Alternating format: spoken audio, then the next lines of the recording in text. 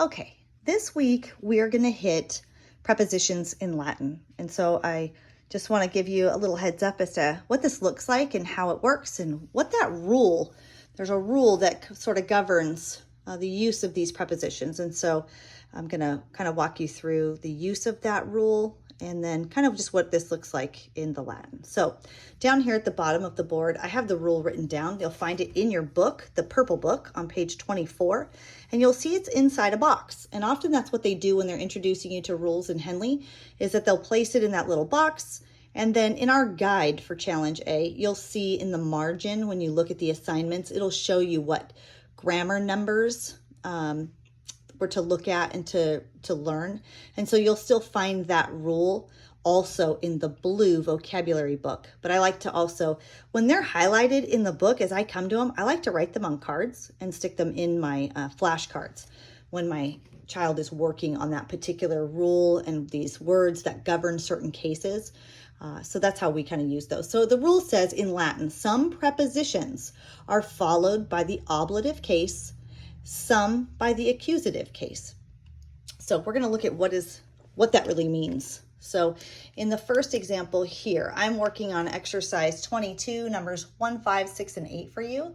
And then also we'll look at exercise 23, because it's going to work in the English. So right now we're going to work in the Latin. So we look at the vocabulary, and it shows us, I'm going to look down at my book real quick, and it shows us here, you can see that we have propter, and it says preposition with accusative, and it means on account of. Then you see cum, preposition with an ablative, means with. Post is a preposition with an accusative case, that means after or behind. And then we have in, which is a preposition used with an ablative and means in or on. So we're going to come up here knowing that those are how those are used. So we know that in tells us in the book, in is used as a preposition with an ablative.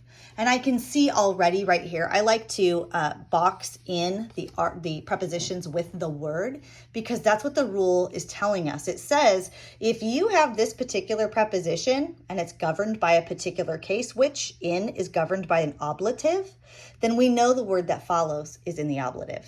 And in this case, it is. We know that opido is opidum, opd. And so we can come over and see it would belong to this declension, which is neuter.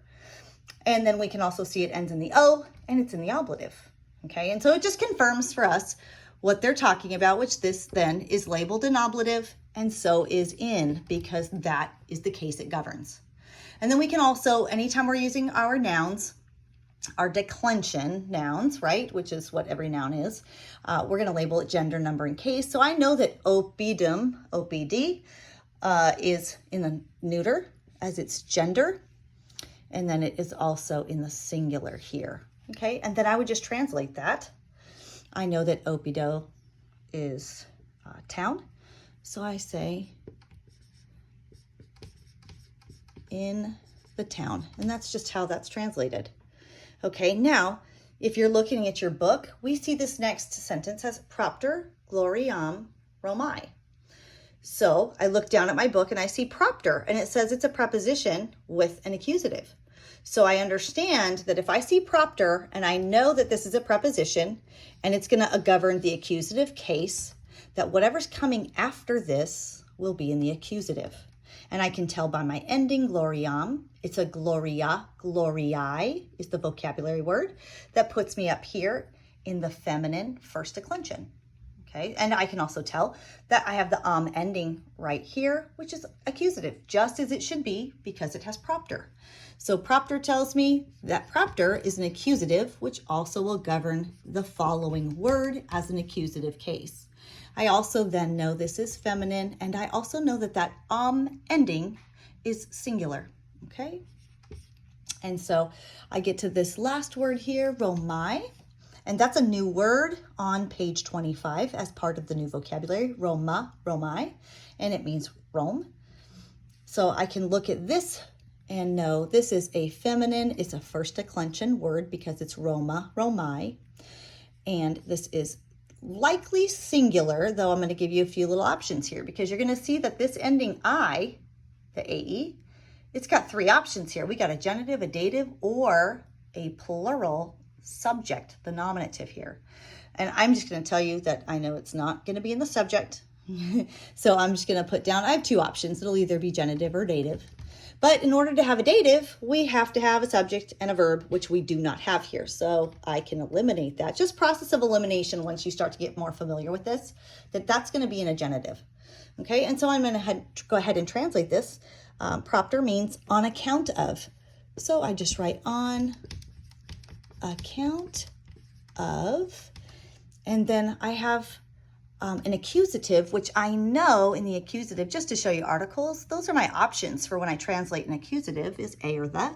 So on account of the glory, and then I have Rome, and it's a genitive. And again, I go back up knowing that I have articles that belong to my genitive. Okay, so I could do Rome's with an apostrophe S, of Rome's glory, or I could do it of, which I'm just going to stick with of.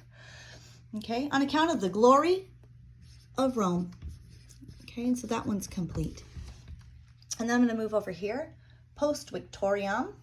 Okay, and I know that post, according to the book, it tells me that post and propter. Here's the easy thing to remember. Post and propter are both P words, and they are used with the accusative. So we just have to remember, every time we see post or propter, we know automatically this guy is an accusative because that's what they told me. And this one will also be what follows in the same case.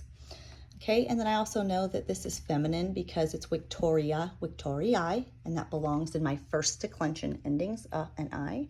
And it's an ending, and it's singular. Okay, so I'm just going to place my singular here. Okay, and I know that post means after or behind. So I can just say after, and then it's a the or a when we translate an accusative, after the victory. And we come down here to cum nata. Okay, I'm going to go ahead and bracket this because I have a preposition here, and we know that that preposition is governed by the ablative. And so we're going to label ablative, and what follows, if we're following the rule, is that this will also be ablative. And then we can tell by the ending, it has a macron on it, and it is ablative. Okay, just so that we know that for sure. And then this is a feminine because it's first declension, and this is singular. So when we translate, cum means with. So I'll just put with the sailor, because that's what nata means, with the sailor. Okay, and so you'll notice that the ablative is typically used with by, with, or from, and in this case, with is used. But on other cases, if you have the word in, since that's the other option for an ablative is in. If it was, in the sailor, that doesn't make good sense. But if that's what it was, you would translate it and leave it as in. You wouldn't change it to one of these. Okay, when a preposition's given, we translate the preposition as it is. Okay. All right, I'm going to do another video for exercise 23, so you can see that one next.